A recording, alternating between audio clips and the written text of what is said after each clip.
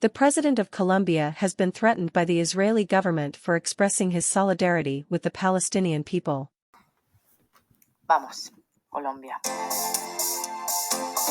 ¿Para qué me invitan? El análisis internacional de Ina Afino-Génova. Israel aplasta Gaza, lo sube a las redes sociales, avisa de todos los crímenes de guerra que va a cometer con antelación y en respuesta a sus acciones se encuentra desde la aceptación pasiva de la comunidad internacional hasta las palmaditas de apoyo de ciertos funcionarios que no saben o no quieren distinguir el derecho a la legítima defensa del derecho a la venganza indiscriminada, pura y dura, brutal.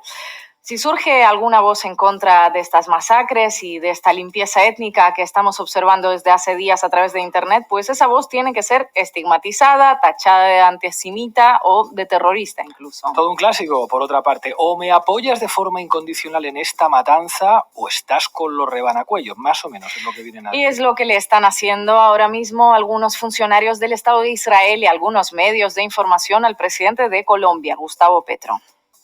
¿Qué pasó? Cuéntanos con Gustavo Petro. Vamos, terrorismo es matar a niños inocentes, sea en Colombia, sea en Palestina. Esto escribió Gustavo Petro en Twitter hace unos días, donde generó un auténtico torbellino. Ningún demócrata puede aceptar que Gaza sea convertida en un campo de concentración. Le solicito a Israel y Palestina ir a una mesa a negociar la paz y que se permita la existencia de dos estados. Pues tampoco dijo nada Petro que contradijera las resoluciones de la ONU, ¿no? Por otro lado. Pero el embajador israelí en Colombia, Gali Dagan, no tardó en invitar a Gustavo Petro a visitar Auschwitz. ¿Cuál fue la respuesta de Petro? Ya estuve en el campo de concentración de Auschwitz y ahora lo veo calcado en Gaza, escribió. Si el nivel de lógica discursiva del embajador les parece insuperable, esperen menos de un minutito. El portavoz del Ministerio de Exteriores de Israel publicó un comunicado en el que no solo informa de que convocaron a la embajadora de Colombia para literalmente una conversación de reprimenda, sino que también acusa a Gustavo Petro de apoyar las atrocidades cometidas por Hamás. Algo que básicamente es mentira, pero en un mundo reducido a estás conmigo o estás contra mí es como funciona todo. Finalmente, el portavoz de la Cancillería israelí dice que Israel tomó la decisión de detener las exportaciones de seguridad a Colombia. Exportaciones de seguridad a Colombia. ¿De qué estamos hablando, Afino-Génova? Estamos hablando del papel de Israel a la hora de facilitar el genocidio no solo en Gaza, sino también en Colombia. Veamos la respuesta de Petro al vocero israelí, lo aclara bastante. Si hay que suspender relaciones exteriores con Israel, las suspendemos. No apoyamos genocidios. Al presidente de Colombia no se le insulta, responde Petro y sigue, ojo a esto. Ni los Yair Klein ni los Rafael Eitan podrán decir cuál es la historia de la paz en Colombia. Desataron la masacre y el genocidio en Colombia. Algún día el ejército y el gobierno de Israel nos pedirán perdón por lo que hicieron sus hombres en nuestra tierra desatando el genocidio. Yair Klein, Rafael Eitan, personas que desataron el genocidio en Colombia. A ver, ¿quiénes son y qué tienen que ver con Colombia y con el Estado de Israel estos dos sujetos? Son dos personas que ofrecieron asistencia y entrenaron a los personajes más despiadados de Colombia en un marco de estrecha colaboración en área de seguridad entre agentes y mercenarios israelíes y paramilitares colombianos. El inicio de esa cooperación data de los años 80. Carlos Castaño, fundador de las Autodefensas Unidas de Colombia, una de las organizaciones paramilitares más sanguinarias de la historia del país, lo escribió en su autobiografía Mi Confesión.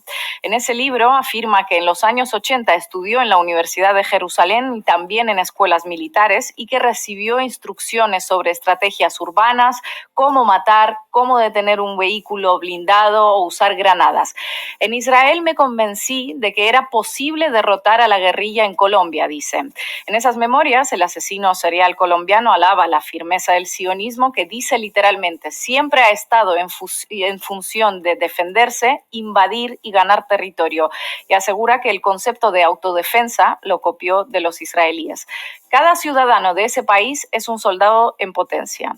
¿Quién entrenó a Carlos Castaño? Pues el mercenario israelí y exteniente coronel de las Fuerzas Armadas de Israel, Yair Klein, a quien Petro menciona en su mensaje en respuesta al vocero israelí. Es decir, un líder de las Autodefensas Unidas de Colombia, organización paramilitar terrorista que cometió más homicidios que cualquier otro grupo armado, heredó sus tácticas militares de las fuerzas de seguridad israelíes. Es decir, Israel entrenó a terroristas colombianos. Más o menos así, se puede decir así. Después de las clases recibidas al regresar a Colombia, Carlos Castaño primero montó junto con su hermano Fidel un escuadrón de la muerte, Los Tangueros se llamaba, y de ahí saltó a las Autodefensas Unidas de Colombia.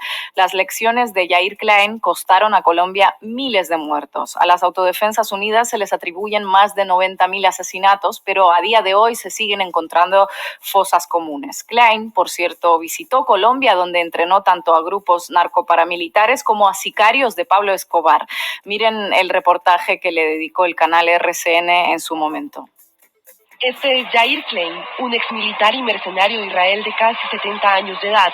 Adelantó una exitosa carrera militar en su país, donde se destacó por su habilidad para conformar grupos especiales de asalto para el rescate de rehenes. Quienes le han seguido los pasos durante los últimos 30 años aseguran que tras dejar el ejército de su país, creó una organización privada de mercenarios a través de la cual presuntamente distribuyó armas a diversos grupos armados irregulares en varios países del mundo. En Colombia, en la década de los 80 y 90, habría dado entrenamientos a las denominadas Autodefensas Unidas de Colombia. A finales de la década de los 90, el mundo conoció las primeras imágenes sobre el entrenamiento que Yair Klein habría entregado a grupos armados ilegales.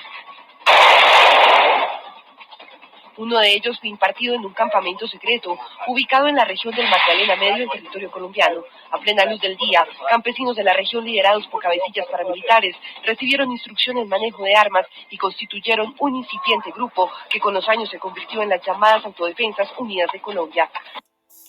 Según declaró el jefe de investigaciones de la Fiscalía General de Colombia, Elías González, a la BBC, Klein fue el que le enseñó al cartel de Medellín a accionar bombas a control remoto. El propio Klein dijo en el año 2000 al diario israelí Maariv que estuvo en Colombia invitado por americanos, porque todo lo que Estados Unidos no puede hacer porque le es prohibido, lo hace por medio de otros.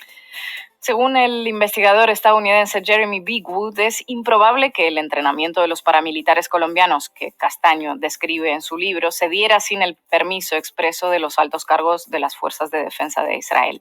Y mientras Yair Klein enseñaba a asesinos colombianos a activar bombas por control remoto contra la insurgencia, otro ilustre personaje israelí asesoró a los altos mandos de Colombia sobre tácticas de contraterrorismo.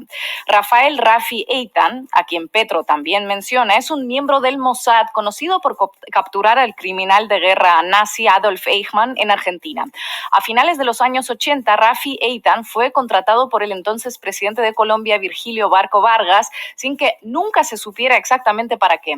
Hace un par de años, el investigador y escritor Alberto Donadío reveló por primera vez que esa contratación se hizo para exterminar a la Unión Patriótica, el partido de izquierdas que a principios de los años 90 fue diezmado, un episodio que la Corte Interamericana de los Derechos Humanos reconoció como genocidio político.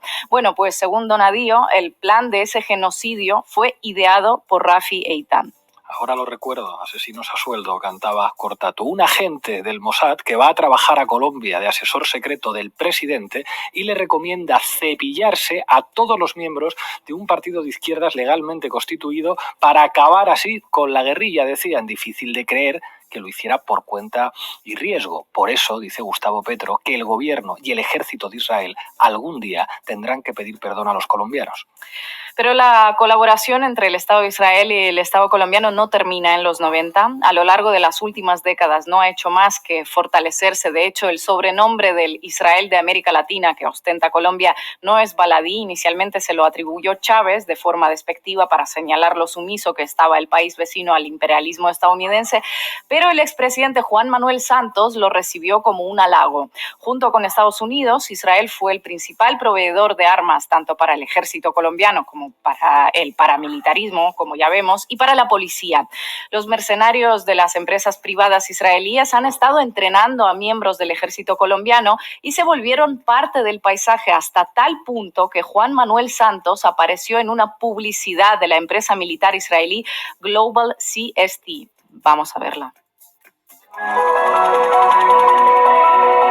They are people with a lot of experience. They have been helping us to work better. It's like the person who is in the gym, and when you go and you do the exercise, he tells you how to do it better.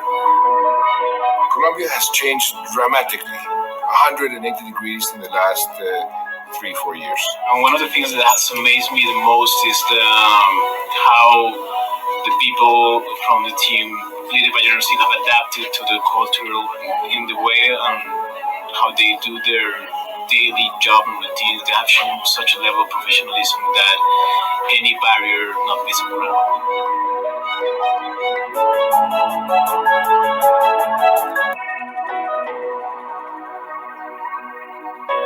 Global CST, partnering to enhance your security.